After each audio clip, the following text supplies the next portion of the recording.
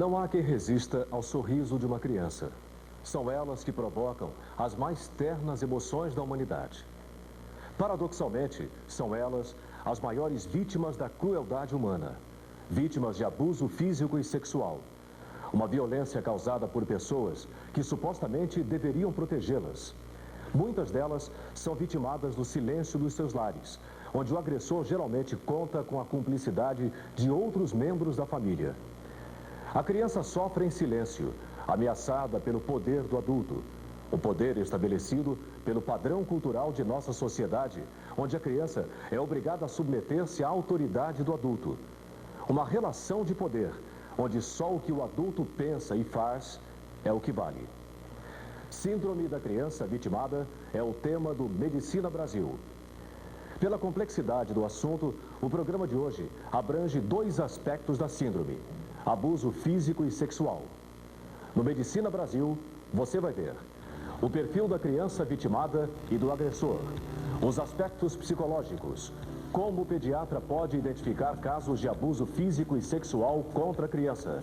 A violência sexual, quando chega ao médico, aquilo é apenas a ponta de um iceberg. Qual é a responsabilidade legal do médico? O médico, principalmente o pediatra que está lidando com a criança, ele é a proteção física daquela criança. No estúdio, especialistas apresentam suas experiências pessoais na avaliação e tratamento da criança maltratada. Medicina Brasil está começando.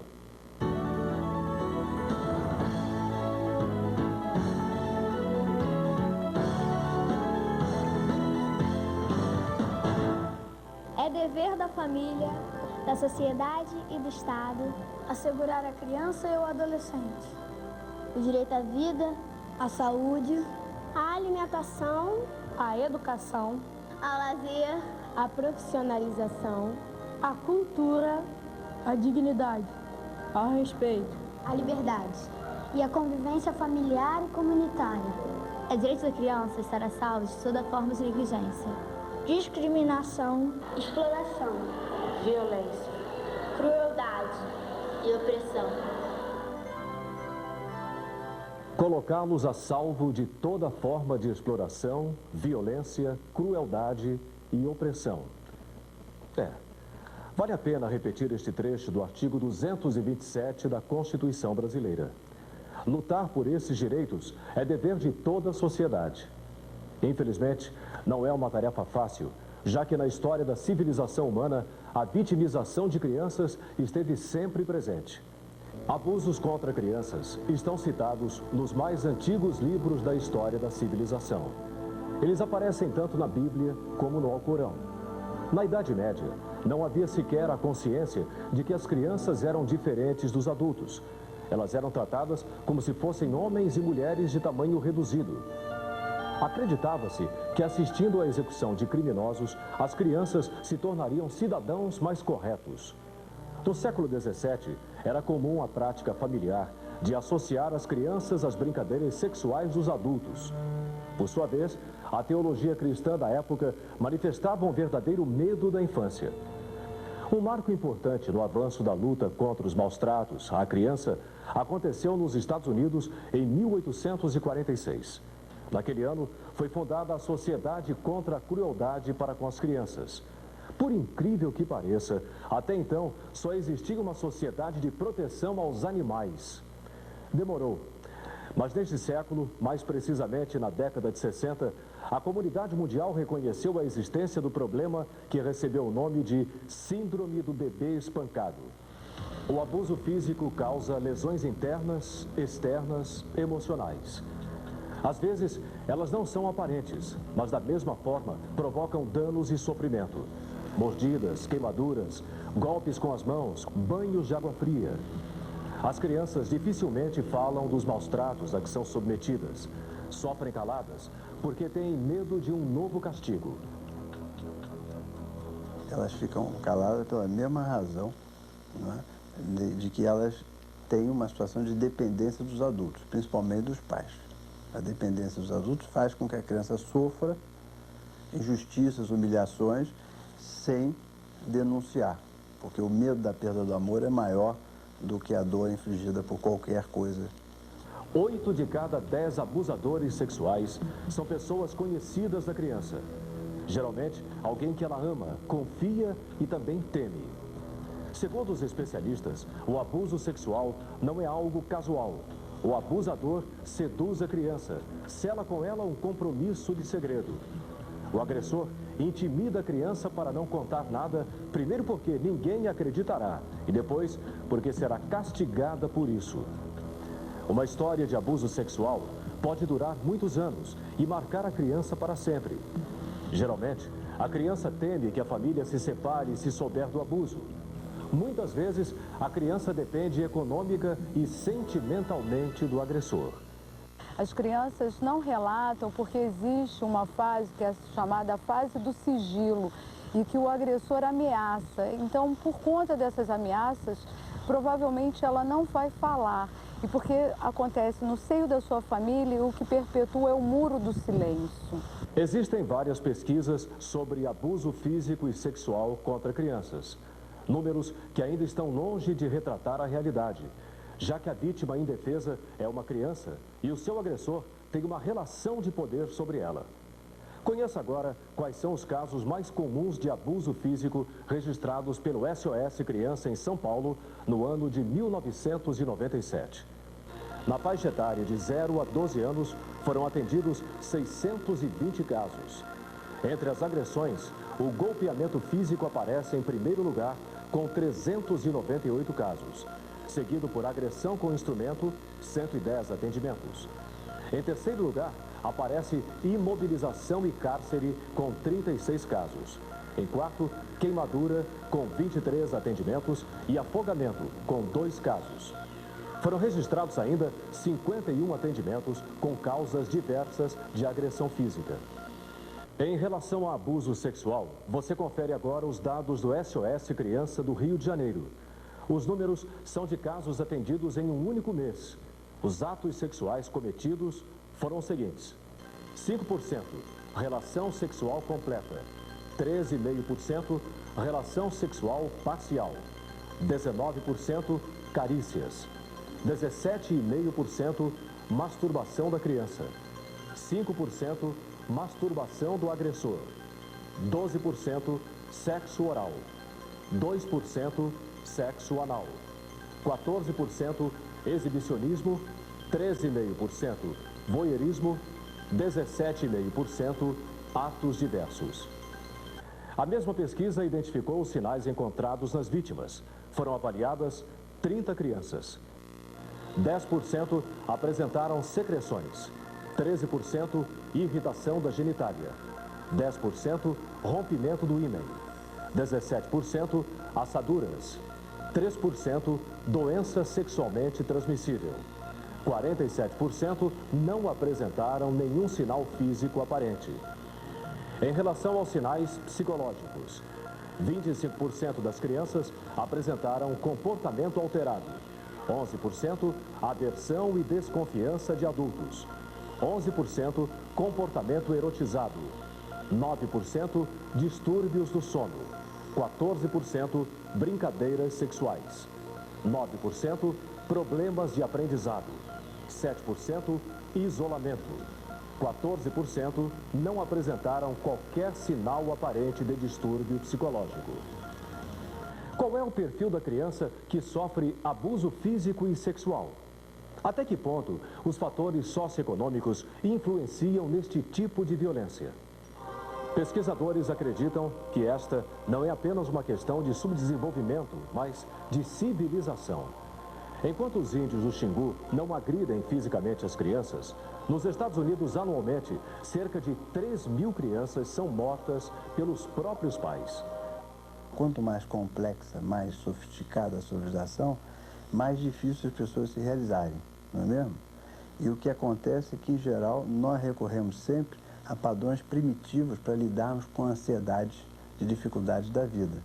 Então, o transgredir a barreira do incesto num contexto complicado é mais compreensível do que, por exemplo, numa civilização primitiva, onde as coisas estão mais asseguradas, onde a tensão que as pessoas vivem pela sobrevida é menor, né? Então, esse tipo de tensão, eu acredito que seja menor. No caso de abuso físico, a criança normalmente é menor de 7 anos, indefesa e sem poder de se expressar. Quanto menor a criança, maior o risco que ela corre. Calcula-se que 1/3 das vítimas tem até 6 meses de idade, outro terço entre 6 meses e 3 anos, e o restante acima dos 3 anos. Para cada vítima do sexo feminino, existem 2 do sexo masculino. Geralmente a faixa etária se caracteriza pela dependência das crianças em relação aos adultos, porque quando eles se tornam adolescentes ou até mesmo antes da adolescência, eles vão embora de casa. E a menina, muitas vezes, perpassa por conta de que ela ajuda nas tarefas domésticas. Então, ela está ocupada.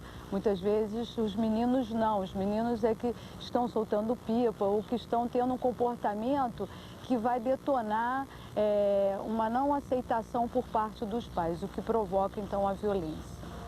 O abuso sexual acontece sistematicamente em diferentes faixas etárias. Nem mesmo os bebês, com poucos meses de vida, estão livres deste tipo de violência. Ao contrário do abuso físico, as meninas são as maiores vítimas. Para cada vítima do sexo masculino, existem 3 do sexo feminino.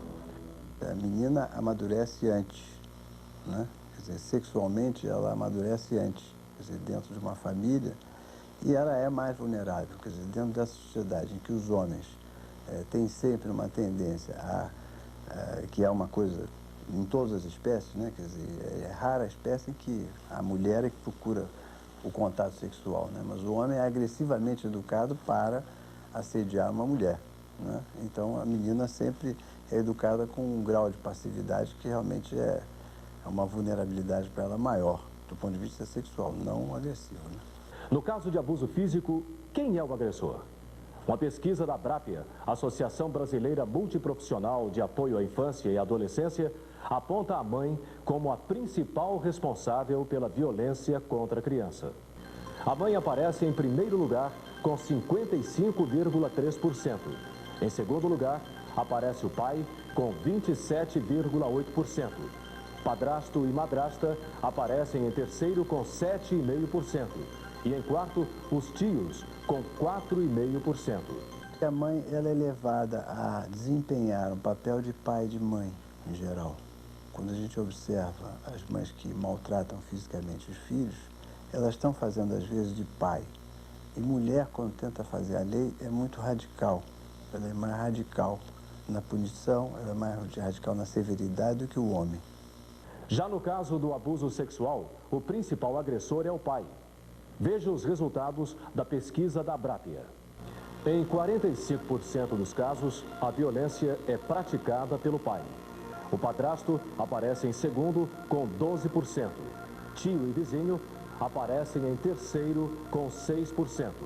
Mãe, madrasta e irmão são os agressores em 3% dos casos.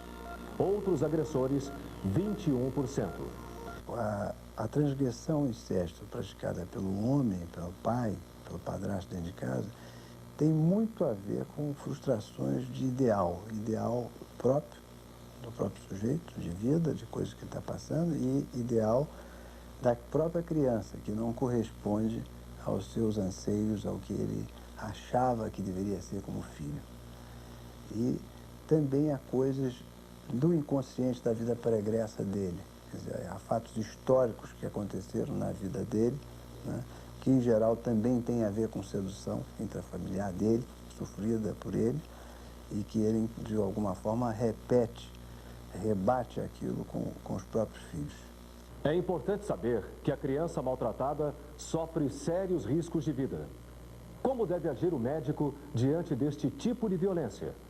Como identificar o abuso físico e sexual cometido contra a criança?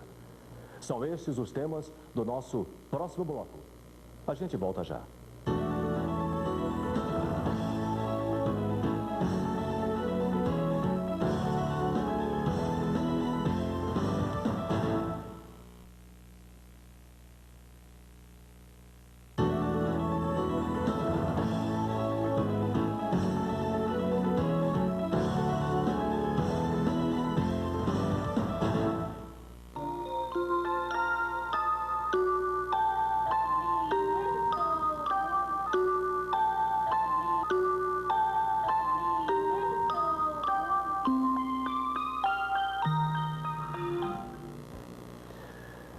Em 1986, numa das enfermarias de pediatria do Hospital Souza Aguiar, no Rio de Janeiro, um bebê de 3 meses estava suspenso num aparelho de tração para tratamento do fêmur esquerdo.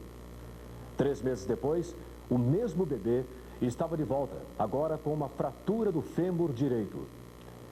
Este fato levou o então chefe do Serviço de Pediatria, Dr. Lauro Monteiro Filho, a criar, junto com outros profissionais de saúde, o Comitê de Defesa dos Direitos da Criança e do Adolescente.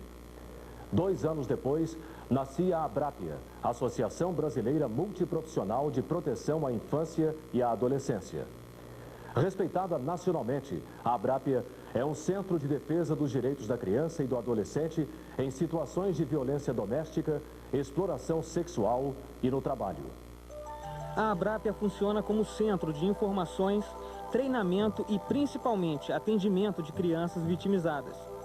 Quando uma criança sofre uma agressão psicológica, física ou sexual, não é só ela que precisa de tratamento. A Abrápia oferece apoio para a criança e para a família. O atendimento começa no SOS Criança, um serviço da Abrápia que funciona como uma central de denúncias. Ao receber uma denúncia, os técnicos montam um cadastro com informações básicas sobre o caso, tipo de abuso que a criança pode estar sofrendo, endereço e a urgência do atendimento. A partir daí, a equipe de psicólogos e assistentes sociais convida a família para um primeiro contato. A psicóloga avalia o lugar ocupado pela criança na família e como essas relações podem estar gerando formas de violência. A criança é atendida numa sala especial. Com a ajuda de brinquedos e atividades lúdicas, ela tem mais facilidade para explicar o que está acontecendo. A entrevista, conduzida por uma psicóloga, deixa a criança livre para se expressar. O uso de bonecos anatômicos facilita a revelação de casos de abusos sexuais. O atendimento dura entre 2 e 5 meses.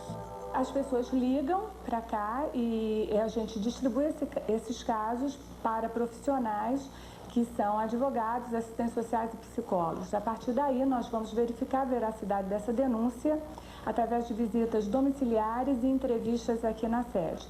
E rastreamos também a situação com a família, com os familiares, né? Fazemos várias entrevistas com adultos e com as crianças também. Os cursos da Abrápia são dirigidos a várias categorias profissionais, inclusive médicos. O treinamento ajuda a identificar casos de violência contra a criança e ensina como lidar com a vítima e seu agressor. Quando o médico ou quem quer que seja daquela equipe de saúde se depare com uma situação que acha estranho ou suspeitas de violência, que essa criança depende muito deles para protegê-la. É importante que esse médico ou alguém da equipe de saúde dê uma parada e pense que ele pode fazer muito por essa criança. O simples fato de comunicar a uma instância que vai protegê-la vai ajudar essa criança a se desenvolver bem para o resto da sua vida. Mais do que um alerta, a realidade é que a criança vitimizada corre sério risco de vida. Uma pesquisa realizada pela Universidade de Colômbia, nos Estados Unidos, comprova o risco. A pesquisa mostra que se uma criança maltratada fisicamente é conduzida ao pronto-socorro e o médico a encaminha de volta à família sem qualquer intervenção ao agressor, a criança tem 5% de possibilidade de ser morta. Já as chances de a criança retornar ao pronto-socorro com danos físicos bem piores são de 35%. Está no artigo 245 do Estatuto da Criança e do Adolescente. É dever do médico denunciar às autoridades casos de maus tratos contra a criança ou adolescente. O não cumprimento deste artigo é sujeito a multa. Veja na reportagem. Perante a justiça, a omissão do médico é considerada crime administrativo. A pena é multa que varia de 3 a 20 salários mínimos. Graças a denúncias de profissionais de saúde, todos os anos inúmeras crianças são salvas da violência doméstica.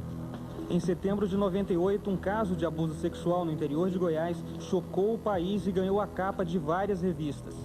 Uma menina de 10 anos ficou grávida depois de ser submetida a relações sexuais durante 2 anos. Os agressores eram conhecidos e moravam perto da casa da vítima. O caso só foi descoberto graças a uma denúncia médica. No dia a dia das emergências dos hospitais, muitos médicos se deparam com esse tipo de violência. Era uma menor de 2 anos de idade que entrou em crise convulsiva, que cedeu rapidamente com diazepam. E como era o primeiro episódio de convulsão da criança, a gente tentou investigar uma história neurológica, algum quadro que pudesse explicar a convulsão. A gente não encontrou nada, nem traumatismo, nem história de traumatismo, nem de epilepsia ou convulsão febril, muito comum na idade. Então a equipe resolveu fazer uma tomografia computadorizada para investigar o que se estava acontecendo. Na tomografia tiveram imagens de hematomas intraparenquimatosos, alguns em fase aguda e outros em reabsorção. E aí a gente voltou com a criança para o setor, resolvemos despir a roupa toda da criança e aí a gente evidenciou hematomas com características de mordida, aquela forma arredondada na parte dos grandes lábios e na parte interna da coxa, dos dois, bilateral. E aí a gente perguntou para a mãe começou a disfarçar, ela começa a não olhar para o olho da gente, é muito comum. E aí a mãe assumiu que era o padrasto, o namorado atual dela, que morava na casa com essa menor de 2 anos, que violentava essa menina. Segundo o juiz da primeira vara da infância e da juventude, a suspeita de maus-tratos já justifica a comunicação ao conselho tutelar ou ao juizado da infância e da juventude. Basta a simples suspeita de que um paciente menor de 18 anos que lhe foi apresentado tenha sofrido qualquer tipo de maus-tratos, uma menina, por exemplo, que apresenta uma infecção vaginal, ou um menino que apresenta algum tipo de marca na cabeça, nos braços, na perna, enfim, que o médico suspeite que isso tenha sido provocado por alguma lesão, por alguma agressão, ele deve comunicar isso ao Conselho Tutelar da área. Aqui no Rio de Janeiro são 10 conselhos tutelares nas diversas regiões administrativas. E o Conselho Tutelar imediatamente vai procurar identificar as causas dessa agressão e se essa agressão efetivamente procede ou foi um acidente. Entre tantas denúncias médicas que passaram pela análise do juiz, uma, em especial, o impressionou. Ela tinha, parece que 50%, 60% do corpo dela queimado, já as perninhas, os membros inferiores já todos enrugados. E uma médica não só fez essa comunicação à justiça, para que se apurasse a responsabilidade por esse crime, como adotou essa criança. A atuação dos pediatras frente à violência doméstica contra a criança foi o tema de um estudo realizado no Departamento de Pediatria da Faculdade de Ciências Médicas da Unicamp. O objetivo foi avaliar as condutas e dificuldades destes profissionais na abordagem da violência contra a criança. Dos entrevistados, 87% já haviam atendido crianças maltratadas. Deste número, em 44% dos casos, o aspecto terapêutico foi referido como de maior relevância. 46% dos entrevistados afirmaram como maior dificuldade o diagnóstico dos maus-tratos. Como vimos na pesquisa realizada na Unicamp, é grande o número de pediatras que apresentam dificuldade em relação ao diagnóstico da criança maltratada. O Medicina Brasil leva agora até você a experiência de importantes especialistas sobre o diagnóstico de abuso físico e sexual contra a criança. Toda criança que chega à emergência do Hospital Miguel Couto, na zona sul do Rio de Janeiro, é submetida a procedimentos de rotina. Se houver suspeita de violência, a criança fica internada, acompanhada dos pais. Assim, além de ser tratada, ela fica sob a guarda do hospital até que tudo seja esclarecido. A frequência de abuso físico e sexual é até grande, entendeu? Não só assim, mas de espancamento, é bem frequente. Todo mês tem um caso de suspeito de violência com a criança. Uma das principais armas no combate ao abuso físico e sexual nas crianças é a capacitação dos profissionais de saúde para saber identificar esses maus tratos. No Brasil, é raro a faculdade de medicina que tenha uma cadeira dedicada exclusivamente à emergência, o local por onde as crianças chegam no hospital e onde principalmente o pediatra deve saber constatar um caso de abuso. O que a gente mais vê no hospital aqui são as queimaduras. Toda lesão em luva é uma lesão suspeita de trauma. Todas as fraturas de ossos longos em crianças muito pequenas, menores de 2 anos, fratura de úmero, fratura de fêmur, qualquer fratura, são lesões suspeitas de que houve abuso. As lesões, queimaduras salpicadas pelo corpo, que pode ser causado por cigarro, por alguma coisa assim, também é uma suspeita de lesão. Deve-se estar atento para marcas como as feitas por vara ou chicote, fio, palma das mãos ou nós dos dedos e fivela de cinto. Em relação ao abuso sexual, às vezes é mais difícil ainda da gente suspeitar do diagnóstico, porque as pessoas tendem muito mais a esconder a história do abuso sexual. Geralmente é o padrasto, mas geralmente é alguém que cuida da criança, que abusa da criança. E essa pessoa que vai trazer a criança ao serviço de saúde. O que a gente repara é que é uma criança extremamente assustada, extremamente acuada, uma criança que tem medo de tudo. E quando você tem a suspeita, às vezes é muito difícil de você não também ser violento, a gente tem que ter um cuidado enorme em relação a isso, de não ser violento em relação a descobrir aquela lesão de uma criança que já está assustada. Quando os médicos e assistente social concluem que houve violência contra a criança, eles notificam o juizado de menores ou o conselho tutelar. O médico, principalmente o pediatra que está lidando com a criança, ele é a proteção física daquela criança. A obrigação nossa é nunca nos omitirmos da situação. Então, sempre comunicar, sempre procurar ajuda de um órgão especializado. E graças a Deus a gente está cada vez fazendo mais isso. A única forma de provar legalmente que houve abuso físico ou sexual é através do exame de corpo de delito feito em um instituto médico legal. O perito da Polícia Civil responsável por comprovar a violência é o médico legista. E o exame só é feito a pedido de um delegado ou de um juiz. O doutor Roberto Blanco é médico legista há 27 anos. Já foi diretor do IML do Rio de Janeiro, onde trabalhou de 1965 a 1990. Com quase 3 décadas de experiência, doutor Roberto já analisou inúmeros casos de abuso físico e sexual em crianças. No caso dos abusos físicos, nós imediatamente procuramos as chamadas lesões sugestivas de que um determinado instrumento a produziu. Observe bem, neste lado nós temos escoriações esparsas pela face. No entanto, notem, não há infiltração hemorrágica no derme, abaixo da epiderme, não há infiltração hemorrágica. Logo, são lesões de arraste, mas lesões feitas após a morte. No entanto, aqui nós temos uma equimose bem definida embaixo de uma tumefação, indicando uma lesão feita intravítrea. Essas lesões normalmente aparecem nos traumatismos cranianos ou nos impactos diretos contra a região periocular. O abuso físico será identificado a partir de lesões chamadas lesões com assinatura. Nós temos agentes vulnerantes que, ao incidirem no corpo, eles desenham a sua marca. Uma dentada, uma chicotada, um cinto com fivela. Por exemplo, nesse slide que nós estamos observando, temos nitidamente impresso no corpo a marca de um chicote que bateu mais de uma vez no corpo, deixando o seu desenho entrecruzado. Diante de uma lesão deste tipo, o médico assistente não tem a menor dúvida que esta criança foi agredida por um chicote, podendo inclusive definir espessura e comprimento mínimo desse chicote. Essa é uma chamada lesão com assinatura. Outras vezes, no entanto, a lesão é atípica, é uma lesão dispersa, mas pela quantidade de lesões e pela sua qualidade, ele também pode observar que algo estranho está acontecendo. Por exemplo, estamos vendo nesse slide aqui uma criança que é a clássica criança espancada. Mas quando se fala criança espancada, nada impede que essas lesões tenham sido produzidas por quedas.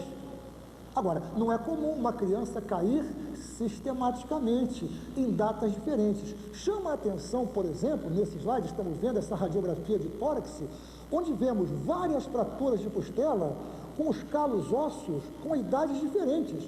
Ora, não é comum uma criança fraturar uma costela e logo depois, 2, 3 dias, uma semana depois, fraturar novamente uma costela e mais uma semana depois fraturar novamente. É claro que esta criança está sofrendo um processo de agressões repetidas com intervalos de tempo e vejam, lesões graves. Essa criança ficou enclausurada, acorrentada, amarrada e observem as lesões que ocorrem na região posterior do corpo, já chegando inclusive, observe na região glútea, ao nível de formação de escaras. Todo o corpo extremamente maltratado. E quando chegamos na região do punho, observa-se essa lesão circular que circunda o punho, que é muito sugestiva de que essa criança estivesse manietada, estivesse amarrada.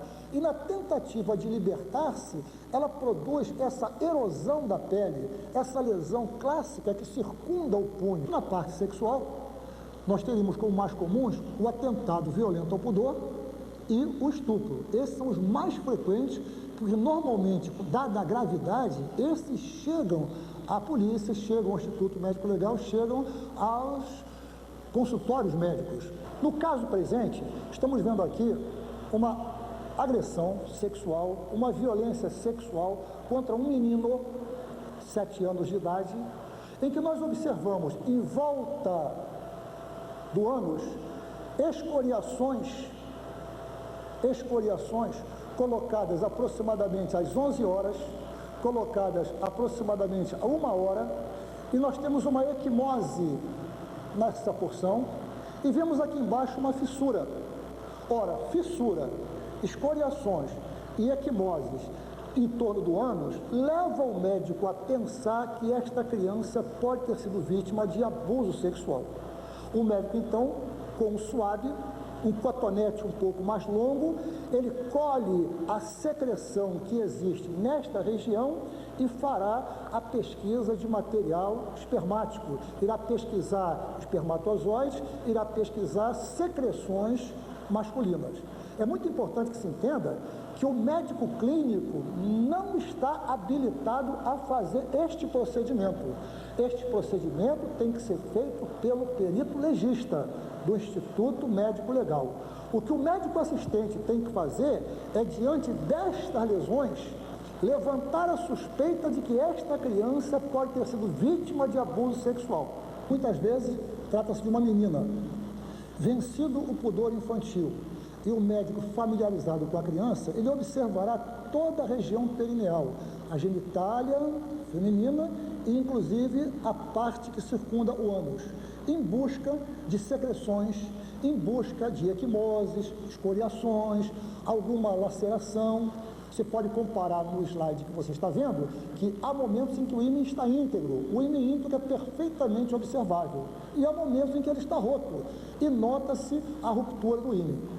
Estamos vendo áreas de equimose na região perivaginal, até aí nada. Mas quando afastamos os grandes lábios e pequenos lábios, observamos no introito vaginal lacerações amplas, extensas, sangrantes, equimosadas, dolorosas, incompatíveis com a ação de entidades mórbidas como parasitose. Aqui percebe-se claramente a ação traumática. A ação traumática em área vaginal, normalmente, quando há ruptura do ímen, os legistas dão a ruptura do ímen como sinal de certeza de conjunção carnal, isto é, penetração do pênis na vagina. É claro que outros objetos podem ser introduzidos na cavidade vaginal, inclusive com outros interesses que não a satisfação da libido. De qualquer maneira, uma violência, seja uma violência com intenção sexual, seja uma violência com intenção física, trata-se de uma agressão a uma criança. O doutor Júlio César Cury é perito legista do Instituto Médico Legal de Niterói, no Rio de Janeiro. Ele afirma ser possível constatar violência sexual, mesmo se não houver lesão corporal. A criança, ela não tem maturidade para nos contar alguma coisa que não aconteceu.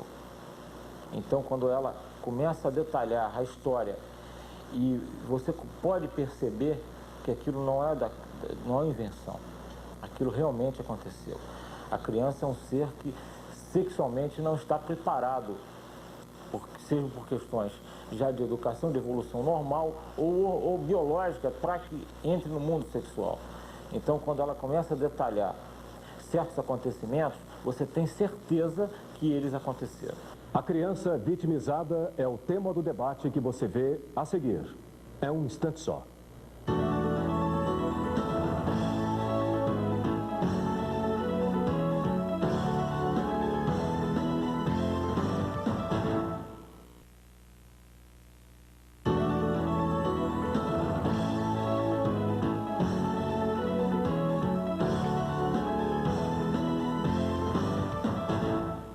Os aspectos físicos e psicológicos da criança vitimada são os temas do debate que você confere agora.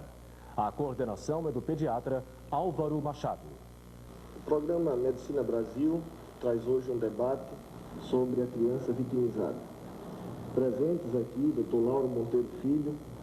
Dr. Lauro Monteiro Filho, ele é deputado estadual do PSDB do Rio de Janeiro. Ele é o presidente da Abrápia. Ele é presidente da Comissão da Criança, do Adolescente, do Idoso, da Assembleia Legislativa do Rio de Janeiro. Ao meu outro lado, o Dr. Alfredo Castro Neto, psiquiatra infantil, ex-presidente da Associação de Neurologia Infantil do Rio de Janeiro e membro do Conselho Consultivo da ABNET do Rio de Janeiro. Criança vitimizada é um tema do maior interesse do pediatra, do médico em geral, mas principalmente do pediatra, do médico que recebe a criança todo dia no ambulatório, no consultório. E é fundamental que ele tenha como detectar o problema da vitimização da criança, do abuso sexual, do abuso físico da criança, que possa dar um encaminhamento ao qual a criança precisa ter para que se possa livrar desse problema tão sério que a aflige. Doutor Alfredo, qual que é o perfil psicológico de quem agride a criança? É verdade aquela assertiva de que o agressor de hoje é a vítima de ontem? Exatamente. O agressor de hoje foi normalmente também uma pessoa que foi agredida, né? E sofreu danos físicos. Agora, o que é importante dizer é que o agressor, muitas vezes são etilistas crônicos, são alcoolistas crônicos, e que o que causa essa agressão, uma das coisas que causa mais ansiedade na criança agredida, é justamente a imprevisibilidade do agressor. Esse fato, eu tenho conversado com crianças que são agredidas, e elas me contam, o problema é o seguinte: meu pai pode chegar em casa, eu digo meu pai e minha mãe, né? Eu não estou aqui, mas meu pai pode chegar em casa, está muito bem, dá para fazer carinho, mas pode chegar em casa e partir para uma agressão, quer dizer, me bater, me fazer qualquer coisa, me ficar me xingando, enfim. A imprevisibilidade causa um estado emocional na criança muito grave. E isso na área física. E na área emocional é a desesperança, não só dos pais, como também da sociedade. Ou seja, você se desesperançar por uma criança que pode chegar mais, que pode ir mais à frente. Então, o maltrato físico caracteriza, portanto, o fato da imprevisibilidade, em que a criança tem que conviver no dia a dia, né? E que às vezes, e também é lógico que essa pessoa, assim, esse perfil, muitas vezes você verifica casos de agressão física à criança e que, na verdade, os pais assim o colocam porque acham que eles são donos da criança, fazem parte, quer dizer, a criança é propriedade deles, então eu posso fazer o que eu quiser. E outro problema também que nós observamos no dia a dia são as histórias assim inverossímeis que depois são ditas em hospitais e coisas daquele agressor, coisas assim impressionantes, assim tipo um pai dizer que a filha ele se engasgou com um pedaço de pão. Isso aconteceu em Novo Hamburgo, no Rio Grande do Sul. A criança se engasgou com um pedaço, disse assim, está engasgado com um pedaço de pão. Bem, o que aconteceu é o seguinte: a menina de 3 anos, que disse o pai que ela se engasgou com um pedaço de pão, lá em Novo Hamburgo, verificaram que a criança tinha laceração na veia aorta, hematomas por todo o corpo, foi engasgo de pão. Agora, os vizinhos já tinham presenciado essa criança ser agredida com mangueira, com aquele cabo de mangueira, metálico da mangueira, não disseram coisa alguma, deixaram as coisas passar, quer dizer, aquela coisa de que há um acobertamento, quer dizer, é aquela permissividade, né, passiva das pessoas frente a isso. E o que nós vemos é que a criança, né, é uma vítima inocente de um processo que vai desde uma agressão física até uma falta da devida adequação, como por exemplo o doutor Ernesto Capo, que foi na Itália, que fez o primeiro o telefone Azzurro em Bolonha. Ele fez uma coisa interessante que o professor Lauro Monteiro fez aqui no Brasil. Esse telefone azul, ele reunia em cada bairro de Bolonha, tinha um assistente social, um psicólogo, um psiquiatra, um advogado, em cada bairro. E ele Claro, e começou, o telefone azul foi muito acionado lá em Bolonha, mas uma coisa que ele chamou atenção, além, lógico, dos abusos físicos que as crianças contavam, das agressões, aquela coisa toda, ele dizia assim, 1/3 das chamadas, as crianças diziam assim, eu aguento ficar sem meus pais de manhã, eu aguento ficar sem meus pais de tarde, mas eu não aguento ficar sem meus pais de noite. Quer dizer, aquela coisa, aquela carência. Quer dizer, enfim, o abuso e a agressão é um contexto muito amplo, em que a criança é vítima. Eu acho que todos nós temos uma experiência relatável. Lembro bem a coisa de 12 anos atrás, nós estávamos na enfermaria do hospital onde nós trabalhamos e um interno nos chamou para avaliar uma criança de 6 meses de idade que tinha chegado ao ambulatório. Essa criança apresentava um face de sofrimento, um face de muita dor. Toda vez que era manipulada, ela sentia muita dor, chorava muito. E nós, no exame físico, notamos diversos hematomas, né? Aumento de volume de algumas partes dos 2 antebraços, de um fêmur do lado esquerdo e da perna do lado direito. E essa criança, a princípio, vinha com um diagnóstico de lesões ósseas por sífilis congênita. E, na verdade, quando nós fizemos a radiografia dessa criança, essa criança tinha fraturas múltiplas de ambos os ossos dos 2 antebraços, uma fratura já consolidada do fêmur e uma fratura em consolidação de uma tíbia. O que ficou aí caracterizado um caso de agressão física, né? E o mais contundente, o mais chocante disso é que essa agressão era feita por uma pessoa do domicílio e era feita sob a forma de uma atração, não sob a forma de um traumatismo, mas sob a forma de uma atração. Quer dizer, uma criança de 5, 6 meses de idade que é agredida dessa maneira. Eu acho que o pediatra ele tem que estar atento para esse tipo de paciente. Eu queria sim, doutor Lauro, que o senhor me dissesse, na sua experiência, de como que o pediatra deve estar alerta para que tipo de paciente que chega, que tipo de sintoma que esse paciente apresenta, sob o ponto de vista físico, que deve levar o pediatra a desconfiar, ou pelo menos a supor que essa criança possa estar sendo agredida. Eu acho que o mais importante, antes de tudo, é o médico, o pediatra, o clínico, ou o radiologista, ou o dentista.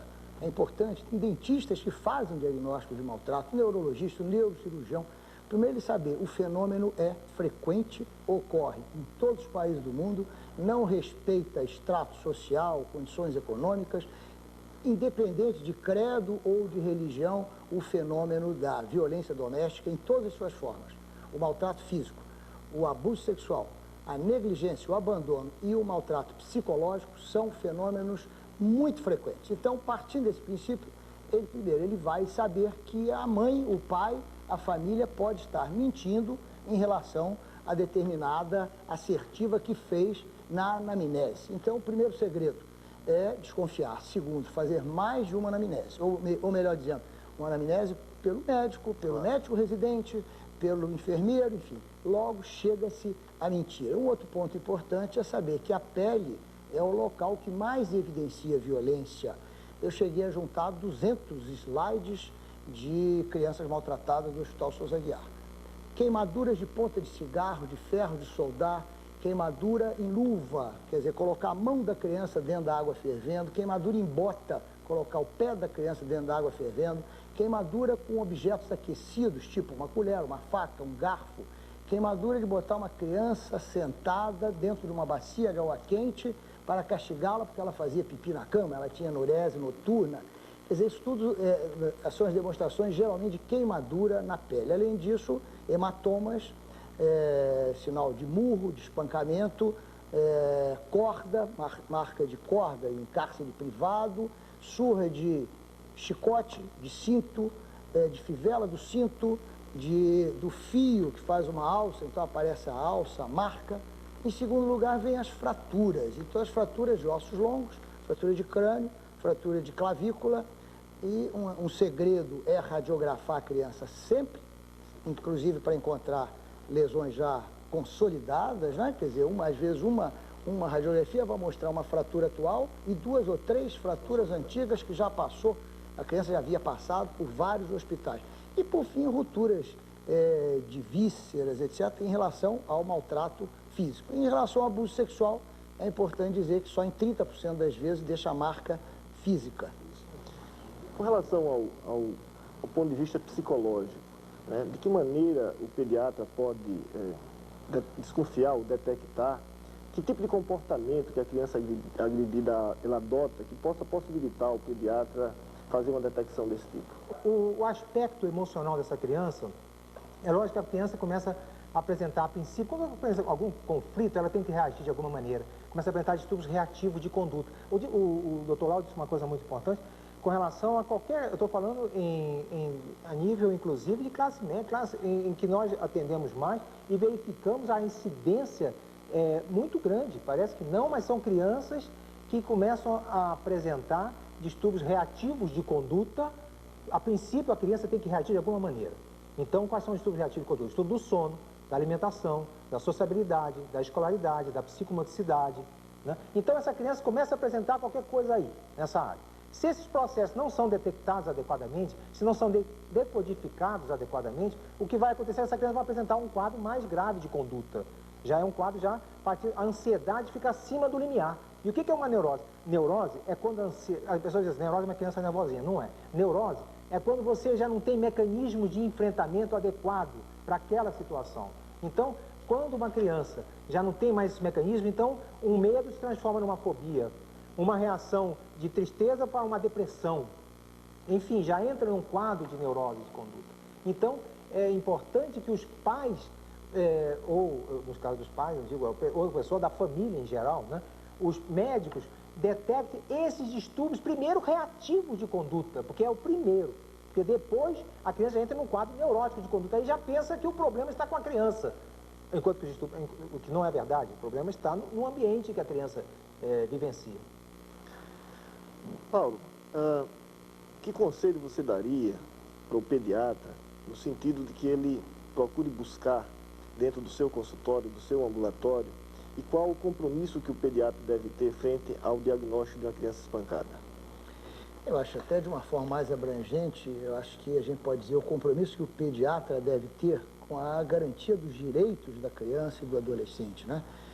Eu acho que o pediatra deve trabalhar sempre com esse pensamento, pensando em alguns instrumentos legais, tipo a Convenção Internacional dos Direitos da Criança, o Estatuto da Criança e do Adolescente, principalmente o artigo 227 da nossa Constituição Federal, que coloca claramente ser da responsabilidade da família, da sociedade e do Estado a garantia dos direitos da criança e do adolescente. E ali o pediatra seguramente é família e o pediatra seguramente é sociedade. Por vezes até o pediatra se torna um político e se torna Estado.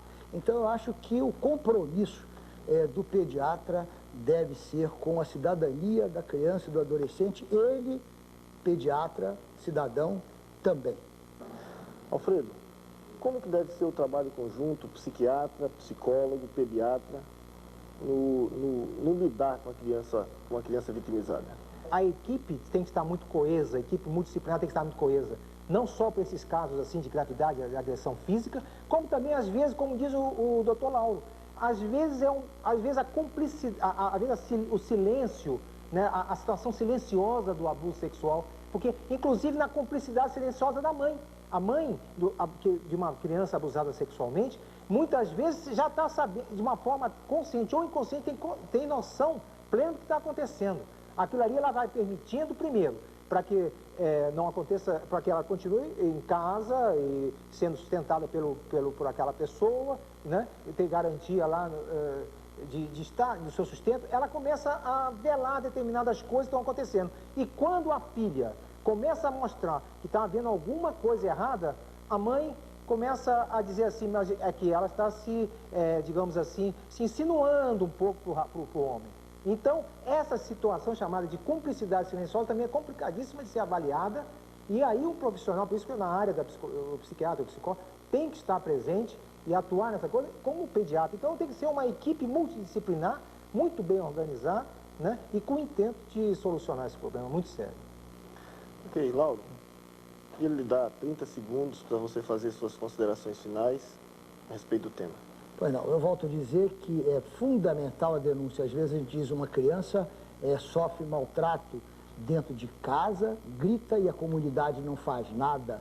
Em seguida, essa criança grita, chega à creche machucada, chega à escola com sinais, ninguém faz nada. passa por um hospital e acaba morta. Eu vou dar um telefone para todo o Brasil, 0800 990 500 é um telefone gratuito para denúncia de exploração sexual de crianças e adolescentes. 0800 990 500, gratuito para todo o Brasil.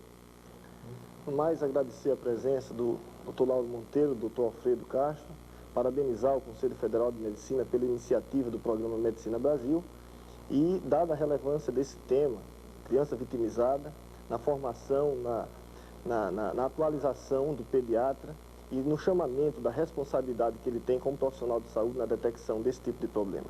Muito obrigado. Medicina Brasil acaba aqui com um alerta.